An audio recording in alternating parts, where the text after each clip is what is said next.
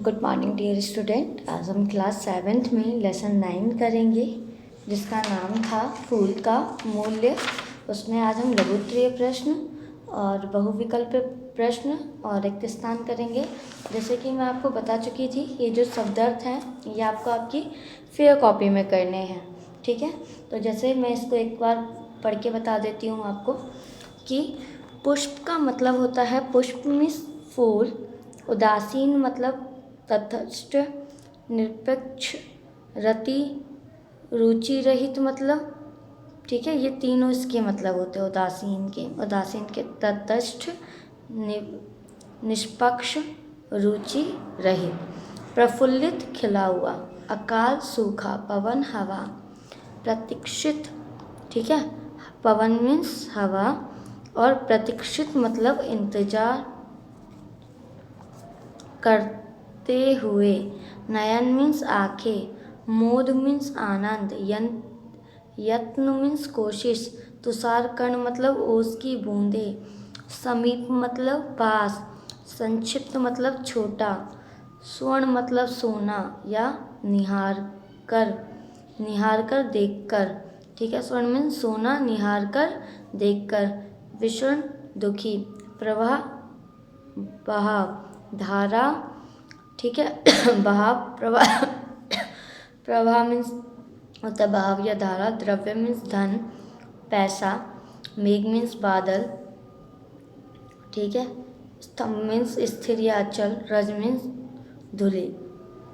तो ये आपकी वर्ड मीनिंग है जिसको आपको आपकी फेयर कॉपी में करना है। उसके बाद जो हमारे बहुविकल्प प्रश्न हैं ये हैं, तरुगण उदासीन खड़े थे क्योंकि उन्हें पानी नहीं मिल रहा था, उन्हें अत्यधिक ठंड सता रही थी, उन पर पुष्प नहीं थे, यह एक गर्मी का मौसम था। उन पर पुष्प नहीं थे इसलिए तरुगण उदासीन खड़े थे। जिस राजा किस प्रयोजन के लिए फूल खरीदना चाहता था? रानी के लिए, सज्जन भक्त के लिए, व्यापार के लिए, भगवान बुद्ध के लिए। तो भगवान बुद्ध के लिए, ठीक है। सूदास ने फूल बेचने को मना कर दिया क्योंकि राजा ने उसकी उचित कीमत नहीं लगाई। सूदास स्वयं उसे भगवान बुद्ध के चरणों में भेंट करना चाहता था।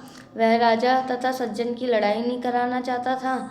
फूल मुरझा गया था तो वह खुद भगवान बुद्ध के चरणों में उसे भेंट करना चाहता था, ठीक है। अब है हमारे फिल इन द ब्लैंक्स। प्रचंड शीत से डैश सूख गए थे। तो क्या सूख गए थे? पुष्प। प्रचंड शीत से पुष्प सूख गए थे। ऐसा मनोहर फूल तो डैश में भी नहीं मिलता, यानी ऐसा मनोहर फूल तो बसंत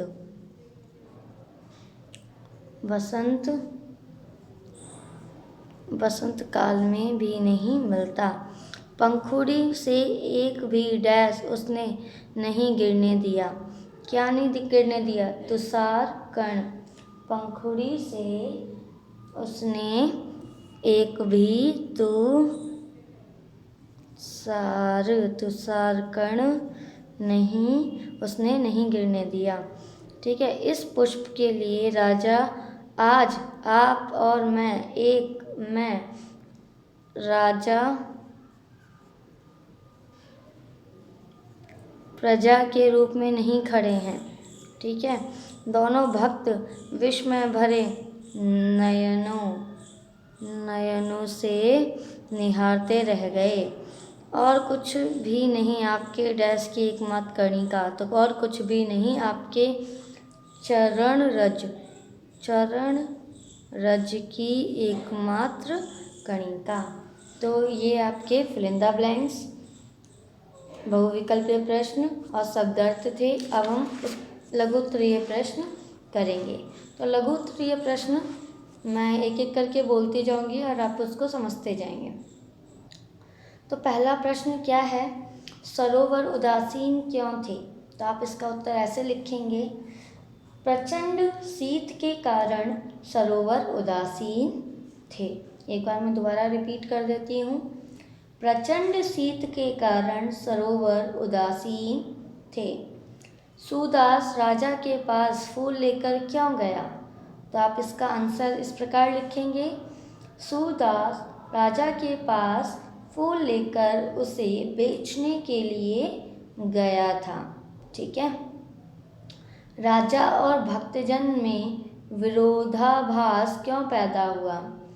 तो राजा तथा भक्तजन में विरोधाभास फूल को लेकर पैदा हुआ, क्योंकि वो एक फूल के लिए ही तो रेटों को अप डाउन कर रहे थे, दोनों उसकी तुलना फूल के पैसे लगा रहे थे। फूल का 40 मासे मूल्य सुनकर सूरदास खुश क्यों नहीं हुआ? तो इसका आप आंसर ऐसे लिखेंगे। फूल का 40 मासे मूल्य सुनकर सूरदास खुश इसलिए नहीं हुआ क्योंकि उसने सोचा कि जिस भगवान बुद्ध के लिए ये भक्त लोग इतना द्रव्य खर्च करने को तैयार हैं, वह पुष्प स्वयं कितना धनवान होगा, कितना महामता होगा। उसी के चरणों में ये पुष्प अर्पित कर दूं तो मुझे ना जाने कितना द्रव्य मिलेगा। ये उसकी मन की इच्छा थी, इसीलिए उसने फूल का दाम सुन के भी वो खुश नहीं हुआ था। ठीक है, इस तरीके से आप इसको लिख लेंगे। सूरदास ने फूल को भगवान बुद्ध को भेंट करने की क्यों सोची? सूरदास ने फूल को भगवान बुद्ध को भेंट करने की इसलिए सोची क्योंकि उसे लगा कि वह उसे ज़्यादा मूल्य देंगे। ठीक है। भगवान बुद्ध कहाँ बैठे थे? तो भगवान बुद्ध वट वृक्ष की छाया में पद्मासन लगाकर बैठे थे। कहाँ बैठे थे? वट वृक्ष की छाया में पद्मासन लगाकर बैठे थे। सूरदास ने भगवान बुद्ध से क्या मांगा? सूरदास ने भगवान बुद्ध से उनकी चरण रज की एकमात्र कणिका मांगी। क्या मांगी? उनके चरण रज की एकमात्र कणिका मांगी। तो ये आपके लघु उत्तरीय प्रश्न पूरे हो गए, यहाँ से लेके ये चैप्टर पूरा यहाँ तक। अब हम दीर्घ उत्तरीय प्रश्न अपनी अगली वीडियो में करेंगे। ठीक है, तो आज के लिए इतना ही। धन्यवाद।